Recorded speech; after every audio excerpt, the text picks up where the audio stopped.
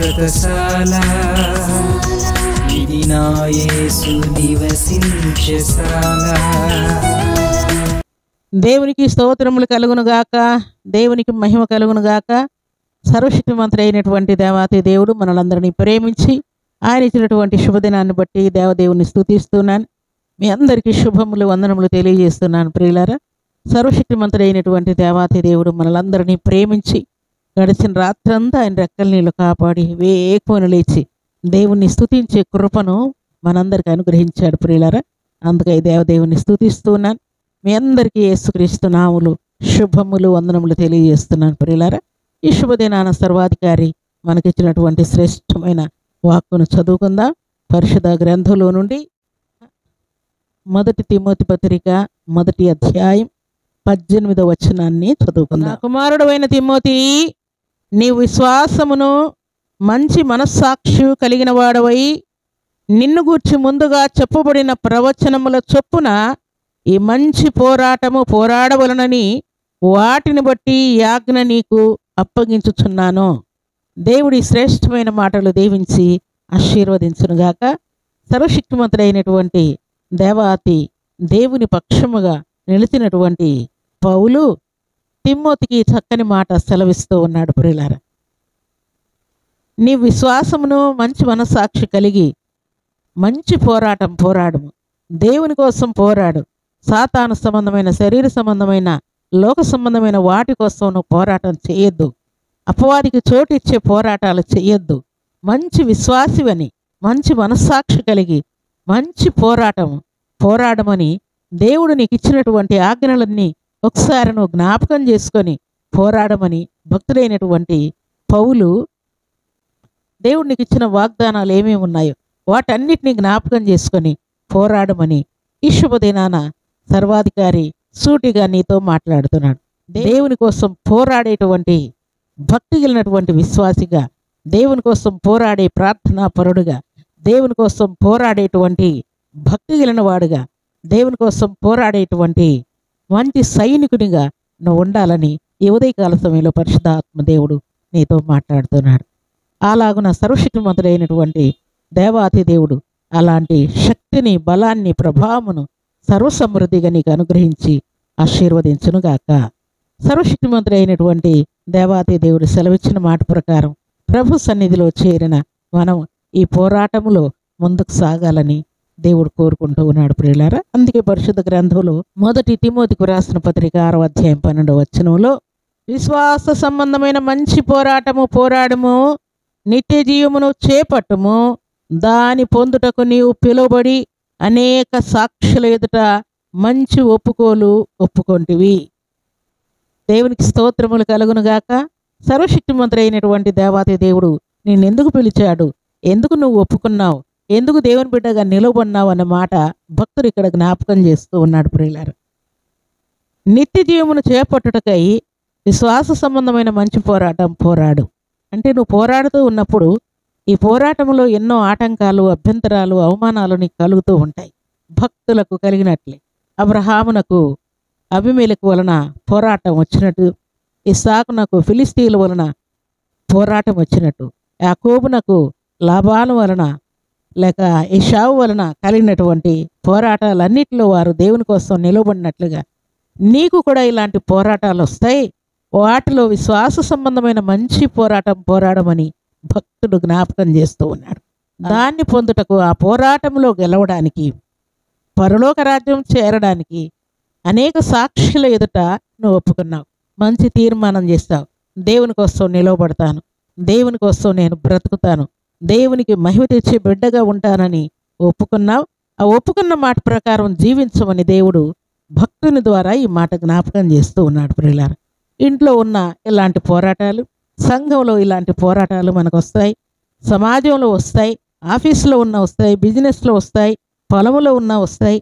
ఎక్కడున్నా సరే దేవుని కోసం మనం నిత్యం పోరాటం చేసే వారముగా, విశ్వాసమును కాపాడుకునే వారముగా ఉండాలని దేవుడు జ్ఞాపకం చేస్తున్నాడు. అందుకే 2వ తిమోతికి రాసిన పత్రిక 4వ అధ్యాయం 7వ వచనంలో మంచి పోరాటము పోరాడి తిని నా పరుగు కడముట్టించి తిని విశ్వాసమును కాపాడుకొంటిని.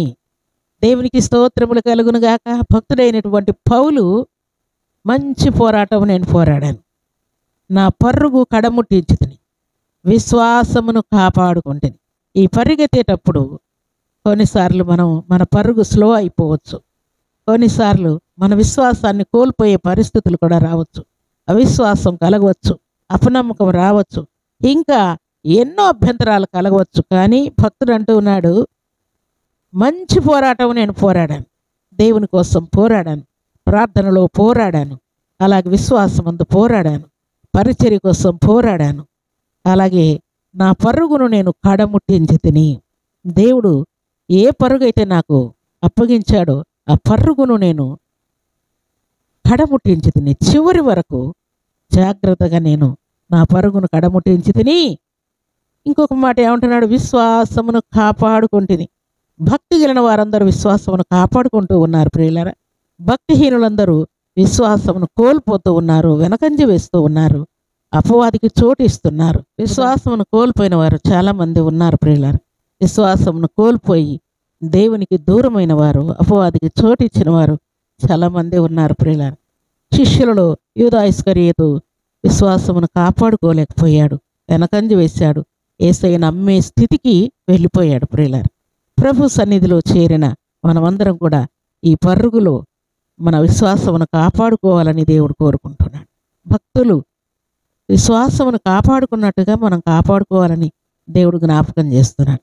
అయితే చాలామంది భక్తి కలిగిన వారే అపవాదికి చోటిచ్చి వారి విశ్వాసమును కోల్పోయి దేవునికి దూరమై గొప్ప శిక్షలకు, శాపానికి గురయ్యారు ప్రియులారా.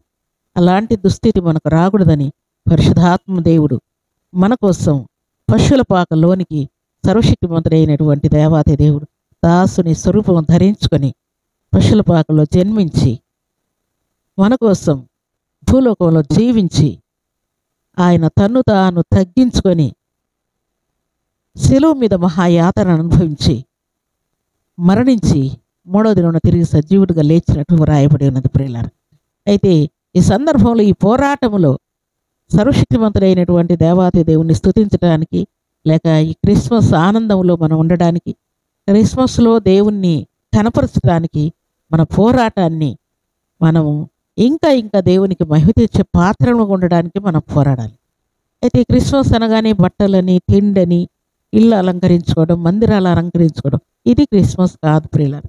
మన అంతరంగంలో దేవుని కోసం మనం ఎంతగా పోరాడుతున్నాం, ఎంతగా దేవుని కోసం ఆరాటపడుతున్నాం, ఎంతగా ప్రార్థనలో మరి ఉపవాసంలో పట్టుదల కలిగి ఉంటున్నాం, రోషం కలిగి ఉంటున్నాం అన్న సంగతిని జ్ఞాపకం తెచ్చుకొని ఈ క్రిస్మస్ ఆనందాన్ని మన హృదయంలో నిలవరముగా నిలిచి ఉండేటట్టుగా దేవుణ్ణి మహిమపరిచే పాత్రలముగా మనం ఉండాలని, ఈ క్రిస్మస్ ఆనందాన్ని మనం మాత్రమే కాక యేసయ్య ఇహలోకంలో మన కోసం జన్మించాడన్న సంగతి ఎరుగనటువంటి వారికి అనేకులకు పోరాడి ప్రకటించే వారముగా ఉండాలని పరిశుద్ధాత్మ దేవుడు కోరుకుంటున్నాడు. అలాగున భక్తిహీనులు ఈ పోరాటములో ఓడిపోతూ ఉంటే భక్తి కలిగిన వారందరూ ఈ పోరాటములో పోరాడి గెలిచినట్టుగా వ్రాయబడింది. అందుకే భక్తుడైనటువంటి యాకోబుతో దేవుడి చక్కని మాట మాట్లాడతాడు ప్రియులారా.